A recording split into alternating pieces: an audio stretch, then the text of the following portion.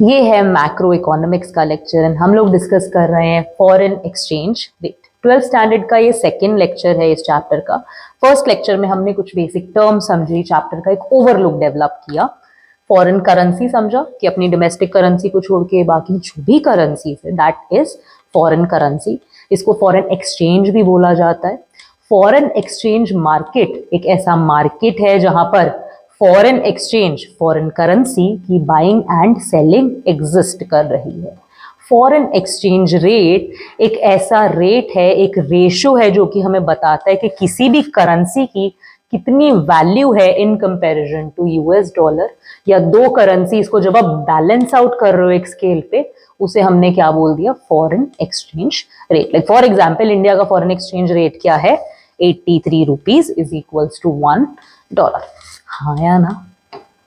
Then हमने एक example से सब चीजों को समझने की कोशिश की कि किस तरीके से बेसिकली जो ये फॉरेन एक्सचेंज का सिस्टम है ये काम कर रहा है। फोकस क्या था इस एग्जाम्पल का, लास्ट लेक्चर देखो आपको समझ आएगी चीजें। फोकस क्या था कि हम समझ पाए कि किसी भी करेंसी की परचेजिंग पावर स्ट्रांग होना या परचेजिंग पावर कम होना ही क्या करती है, सारा डिफरेंस क्रिएट करती है। जब हम ये रेशो देखते हैं तो आपको समझ आना चाहिए कि डॉलर की परचेजिंग पावर ज्यादा है, डॉलर की डिमांड ज्यादा है दुनिया में, एंड इंडिया के रुपीस की कंपैरेटिवली डिमांड कम होगी, इसीलिए वो क्या है, डॉलर से क्या कर रहा है, काफी छोटा पड़ रहा है। हाँ या ना। ये चीज अपन ने लास्ट लेक्चर में अच्छे से डिस्कस की। लेक्चर कैसे क्लोज किया था, ये कह के कि नेक्स्ट लेक्चर में हम समझेंगे फिक्स्ड क्या होता है, मैनेज क्या होता है, फ्लेक्सिबल क्या होता है। ये समझने से पहले अपन क्या करते हैं, फॉरेन एक्सचेंज मार्केट की जो डिमांड एंड सप्लाई की फोर्सेस है उनको समझते हैं। देखो हम क्या बोल रहे हैं कि फॉरेन एक्सचेंज में हो क्या रहा है, buying and selling of foreign currency हो रहा है। हाँ या ना। तो जहां भी बाइंग एंड सेलिंग की एक्टिविटीज हो रही है, मतलब वहां पे बाइंग एज इन डिमांड की फोर्सेस एग्जिस्ट करेंगी, सेलिंग एज इन सप्लाई की फोर्सेस एग्जिस्ट करेंगी। तो ये डिमांड एंड सप्लाई की फोर्सेस कैसे काम करती है, सबसे पहले इसे समझेंगे, फिर आएंगे अपन इन तीनों चीजों को समझने पे, ठीक है ना। तो सबसे पहले बात करते हैं डिमांड की फोर्सेस की, कैसे काम कर रही है पढ़ते। Demand for foreign exchange is inversely related to price of foreign exchange. किसी भी कमोडिटी की तरह यहाँ पर फॉरेन एक्सचेंज में भी सेम ही बात होगी। अगर प्राइस ज्यादा हुआ, अगर रेट हाई हुआ तो लोग नहीं खरीदेंगे, तो लोग डिमांड कम करेंगे, रेट कम हुआ तो लोग डिमांड ज्यादा करेंगे। यहाँ पर देखो इंडिया के रुपीस जब 70 के है, $1 इज इक्वल्स टू 70 रुपीज है, डिमांड है सिर्फ 100 की, $100 की, $1 इज इक्वल्स टू 50 रुपीज हो गया, सस्ता हो गया। हाँ, डिमांड क्या हो गई, इंक्रीज कर गई। यानी कि बेसिकली $1 लेने के लिए मुझे पहले 70 रुपए देने पड़ते थे, अब $1 लेने के लिए मुझे सिर्फ 50 रुपए देने पड़ते। तो मैं क्या करूंगी, ज्यादा डॉलर क्या करूंगी, ले पाऊं। हाँ है ना। इसीलिए हमारा डिमांड कर्व क्या है, डाउनवर्ड स्लोप कर रहा है। Demand for foreign exchange downward slope करने का क्या मतलब है, जैसे जैसे रेट घटता जाएगा वैसे वैसे क्वांटिटी डिमांडेड इंक्रीज करती जाएगी। जैसे कोई कमोडिटी काम करती है, सेम उसी तरीके से क्या कर रहा है हमारा फॉरेन एक्सचेंज भी यहाँ पर काम करता दिख रहा है। सप्लायर साइड की स्टोरी समझते हैं। सप्लायर साइड पे क्या होगा, supply of foreign exchange is positively related to the rate of foreign exchange. यानी कि रेट अगर बढ़ेगा सप्लाई बढ़ेगी। ऑब्वियसली सप्लायर क्या चाहेगा कि उसको अपने गुड के लिए ज्यादा से ज्यादा प्राइस मिले, जितना महंगा होगा उस पर वो ज्यादा चीजें बेचने की कोशिश करेगा। हाँ है ना। उसी तरीके से जब डॉलर 50 का था, जब $1 50 रुपए का था, तब सप्लायर कम ही सप्लाई कर रहे थे। लेकिन जब डॉलर 70 रुपए का हो गया, ज्यादा पैसा मिलने लगा, ज्यादा रुपया मिलने लगा डॉलर के अगेंस्ट, तो डॉलर वालों ने क्या कर दी, सप्लाई इंक्रीज कर दी। So simple. हाँ या ना। नॉर्मल कमोडिटी मार्केट की तरह ही काम कर रहा है। अच्छा, फिर हमें पता है कि डिमांड ऑपोजिट डायरेक्शन में काम कर रहा है, सप्लाई अलग डायरेक्शन में काम कर रहा है। जब दो ऑपोजिट डायरेक्शन में मूव करने वाली चीजें बैलेंस आउट हो जाएंगी, फोर्सेस बैलेंस आउट हो जाएंगे, उस पॉइंट को हम क्या बोलेंगे, इक्विलिब्रियम। माइक्रो पढ़ के, मैक्रो पढ़ के इतना आइडिया तो हम लोग डेवलप कर चुके हैं कि जब भी दो ऑपोजिट नेचर की चीजें बैलेंस आउट होती हैं, सेम हो जाती हैं एक पॉइंट पे, वो हमारे लिए इक्विलिब्रियम का पॉइंट बन जाता है। तो यहाँ पे क्या हो रहा है, market forces of demand, market forces of supply, जिस पॉइंट पर ये क्या हो गई, सेम हो गई, वो हमारे लिए इक्विलिब्रियम का रेट है। अब हम बात कर रहे हैं फॉरेन एक्सचेंज मार्केट की, तो वो चाहेगी कि रेट क्या हो जो इक्विलिब्रियम पे रेट है ना। इक्विलिब्रियम क्या है, supply of foreign exchange is equals to demand of foreign exchange. पर नाउ इक्विलिब्रियम हमारे लिए क्या होता है, बेस्ट आइडियल पॉइंट होता है जहां पे हमारी इकोनॉमी ऑपरेट करना चाहती है।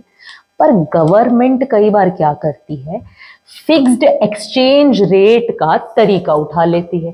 फिक्स्ड एक्सचेंज रेट क्या होता है, वो क्या करता है कि मान लो ये आपकी इकोनॉमी का क्या है, फॉरेन एक्सचेंज का स्केड्यूल है, ये डिमांड हो गई, ये सप्लाई का फोर्सेस है। तो इक्विलिब्रियम रेट क्या होना चाहिए, मान लेते हैं ₹40 रेज़ टू पावर $1। ये क्या है, इक्विलिब्रियम का फॉरेन एक्सचेंज रेट है जो मार्केट फोर्सेस ने बताया है। लेकिन गवर्नमेंट कई बार क्या बोल देती है, गवर्नमेंट बोलती है नहीं, हम इसे नहीं मानेंगे, हम तो ₹50 देंगे $1 के लिए। या फिर बोल देती है हम तो ₹40 था ना, 30 देंगे $1 के लिए। या तो इक्विलिब्रियम से ज्यादा प्राइस रख लेती है या इक्विलिब्रियम से कम रख लेती है। जब गवर्नमेंट इक्विलिब्रियम को ना मान के अपने हिसाब से रेट को फिक्स करती है तो इसे कहा जाता है फिक्स्ड एक्सचेंज रेट। यानी कि मार्केट की डिमांड एंड सप्लाई की फोर्सेस पे चीजों को छोड़ा नहीं गया, क्या किया, खुद ब खुद ही गवर्नमेंट ने डिसाइड कर लिया कि कितना एक्सचेंज रेट होना चाहिए। पढ़ के देखो क्या लिखा हुआ है, the exchange rate is set and maintained by government, the government में सेट इट हायर और lower than the market equilibrium. होगा क्या अगर गवर्नमेंट क्या करे, $50 वाला सीन उठाए, हाँ या ना। चलो अभी मान के चलो कि इक्विलिब्रियम के लिए मेरा इक्विलिब्रियम एक्सचेंज रेट है ₹40 रेज़ टू $1, लेकिन फिक्स्ड एक्सचेंज रेट कितना है, इसकी बात करें ₹50 रेज़ टू $1। अब गवर्नमेंट ने क्या किया,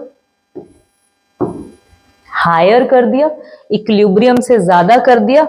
अब आप क्या कहोगे कि गवर्नमेंट ने करेंसी की वैल्यू को इंक्रीज कर दिया, डिक्रीज कर दिया। फटाफट कह दोगे कि करेंसी की वैल्यू क्या हुई है, इंक्रीज हुई है। आप लोग सब गलत हो, करेंसी की वैल्यू डिक्रीज की गई है बाय द गवर्नमेंट। आप कहोगे कैसे, लिखा तो हुआ है 40 to 50 तो आए हो। थोड़ा सा दिमाग लगाओ, पहले $1 खरीदने के लिए कितना पैसा दे रहे थे, 40, अब कितना दे रहे हो, 50।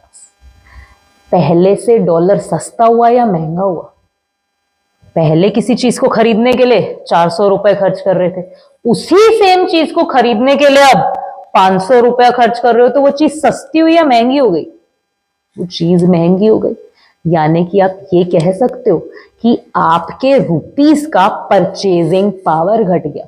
पहले ₹40 में $1 आता था, लेकिन अगर मैं अब जब गवर्नमेंट ने फिक्स कर दिया ये एक्सचेंज रेट, तो ₹40 में $1 आएगा, नहीं आएगा।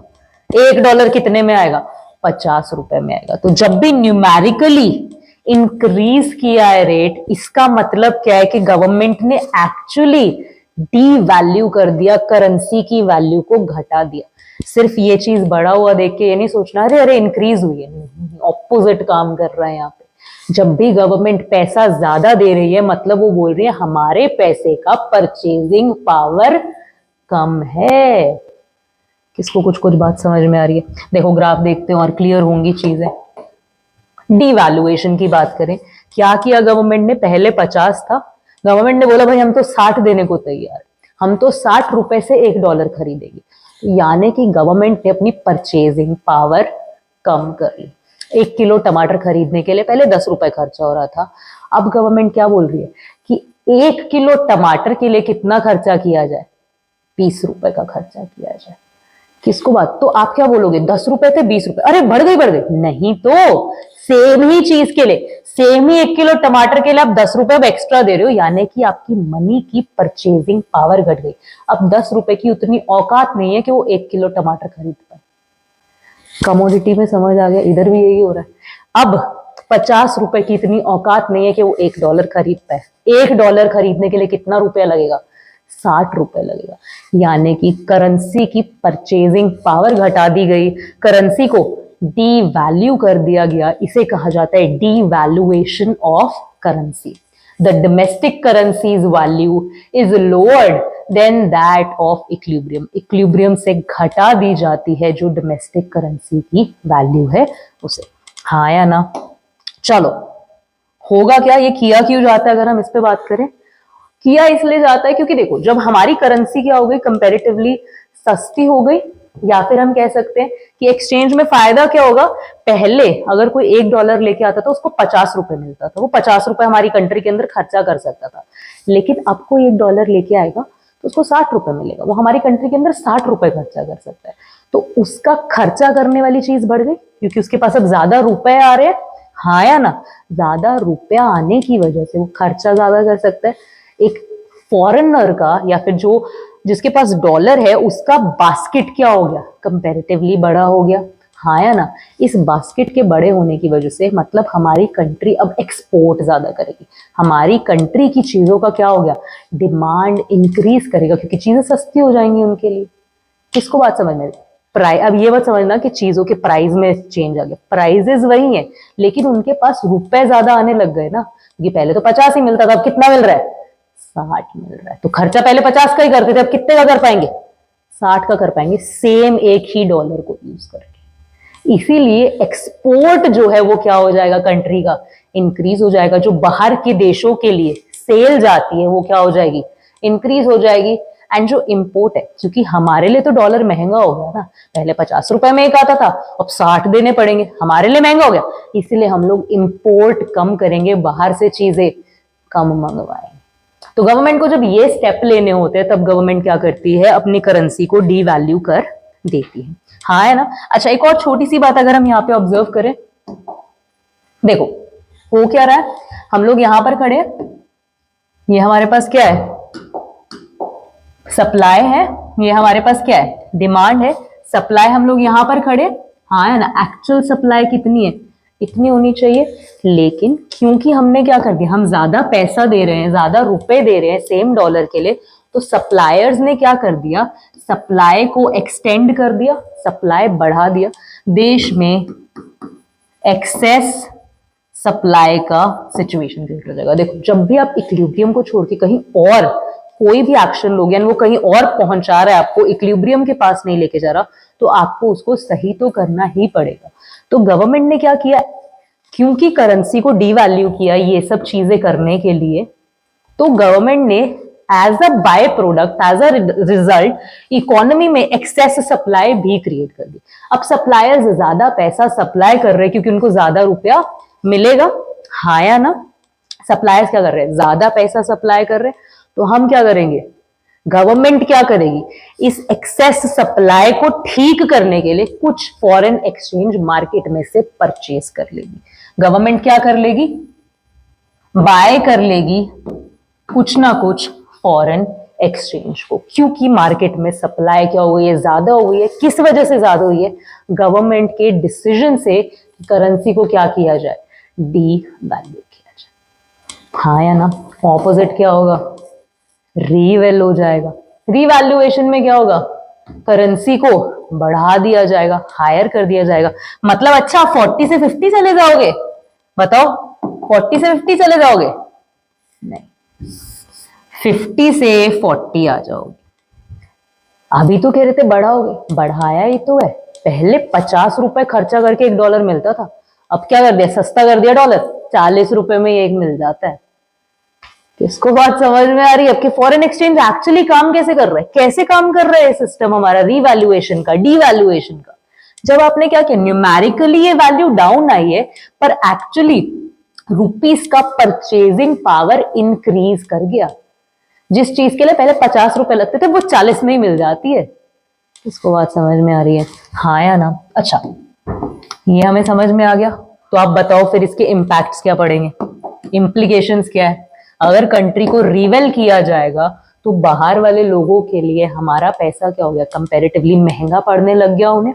हाँ है ना? हमें डॉलर सस्ता पड़ रहा है ना, पहले 50 रुपए का था, अब कितने का है? 40 का। हमें डॉलर सस्ता पड़ रहा है, उनको हमारी करेंसी क्या पड़ रही है, महंगी पड़ रही है। इसीलिए वो क्या करेंगे, अब एक्सपोर्ट्स कम करेंगे। पहले $1 लाते थे 50 रुपए मिलता था, अब $1 लाते 40 ही मिलता है। तो वो कह रहे क्या, नहीं रहने देते हैं, नहीं करते। एक्सपोर्ट्स क्या हो जाएंगे, रिड्यूस हो जाएंगे हमारे लिए, क्योंकि चीजें सस्ती हुई हैं। हम ज्यादा ज्यादा डॉलर ले लेंगे एंड क्या करेंगे, उसका खर्चा करेंगे, बाहर से सामान मंगवाएंगे, इंपोर्ट्स क्या कर जाएंगे, कंट्री में राइज कर जाएंगे। अगर हम सिचुएशन के हिसाब से एनालिसिस करने की कोशिश करें,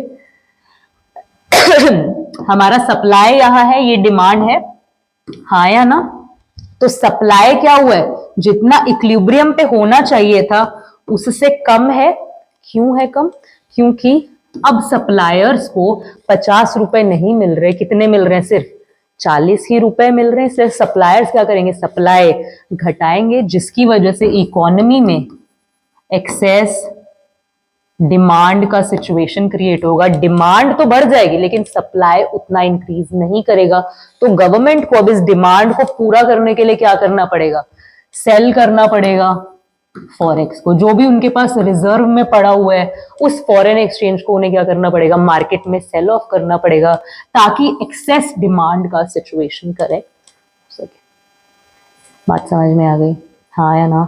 सिंपल इनफ। क्या क्या समझा हमने? हमने बात की कि फिक्स्ड एक्सचेंज रेट होता क्या है, जब गवर्नमेंट बोल देते कि भाई मैं डिसाइड करूंगा। अब गवर्नमेंट इक्विलिब्रियम से ऊपर भी डिसाइड कर सकती है, नीचे भी डिसाइड कर सकती है, गवर्नमेंट की मर्जी। अगर उसने क्या किया, अपनी करेंसी को गिरा दिया, इक्विलिब्रियम से नीचे ले आया, तो हम क्या बोलेंगे, करेंसी को डीवैल्यू कर दिया। अगर हम क्या बोल रहे हैं कि करेंसी की वैल्यू को क्या कर दिया, इंक्रीज कर दिया, जो कि न्यूमेरिकली आपको नीचे दिखेगा 40 पे आ गए, लेकिन एक्चुअली यहाँ पे क्या हुआ, करेंसी की वैल्यू इंक्रीज कर गई है। इम्पैक्ट हम कहाँ डालना चाहते हैं, एक्सपोर्ट्स एंड इंपोर्ट्स पे डालना चाहते हैं। एंड सिचुएशंस कौन सी क्रिएट होगी, जब हम डीवैल्यूएशन करेंगे तो एक्सेस सप्लाई हो जाएगा, सप्लाई ज्यादा हो जाएगी, क्योंकि हमारा करेंसी क्या है, लोगों को सस्ता पड़ रहा है, ज्यादा पैसा मिलेगा उनको हमारी करेंसी का, जब वो $1 लेके आएंगे तो उसको हम ठीक कैसे करेंगे, सप्लाई को, एक्सेस सप्लाई को, उसके बारे में हमने बात की। देन हम लोगों ने बात की कि अगर हम रीवैल्यूएशन करते हैं तो एक्सेस डिमांड का सिचुएशन क्रिएट हो जाएगा, उसको हम ठीक कैसे करेंगे, ये भी समझ ले।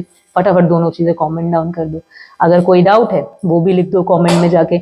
नेक्स्ट लेक्चर में अपन और बात करेंगे, समझेंगे कि managed and flexible foreign exchange rate किस तरीके से काम करेगा। होपफुली ये समझ आया होगा।